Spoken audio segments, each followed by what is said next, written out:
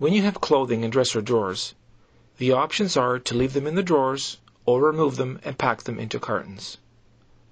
If they are going to be left in drawers, then 1 or 2 clean sheets of packing paper should be placed over top of the clothes for each drawer. This typically will apply if the customer is moving from residence to residence. If the customer's belongings are going into storage, it is recommended that the clothing be packed into cartons. 4 or 5 cubic foot cartons are the choices in which to pack flat, folded clothing. Place the carton right next to the area where the clothing is to be packed, and begin by lining the entire carton with clean packing paper. Start from the bottom drawer and work your way up. Begin to empty each drawer by neatly placing the clothing into the carton.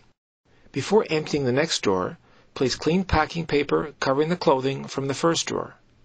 Continue emptying each drawer and place paper over top of each section of clothing. This will keep the customer's clothing organized and will be much easier to unpack and separate at destination. It is also good practice to advise the customer as to how you are packing, especially if you are separating things in a carton. This will make it easier for the customer to unpack if they choose to do their own unpacking. If there are any breakables in the clothing drawers, then they must be removed and packed separately. A good practice is to have the customer present or at least discuss with the customer and get the customer's permission to open their drawers and pack their sometimes very personal clothing.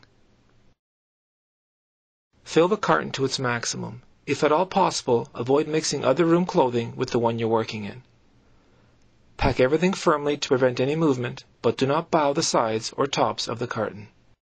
When the carton is full and you see there is some loose space, add crushed paper to tighten things up. Finish up by placing the paper lining the sides over top of the clothing and then tape the carton shut. And lastly, with a permanent marker, write the customer's order number, name, room location, and contents on the carton. Another thing you could write is which family member's clothing you have just packed.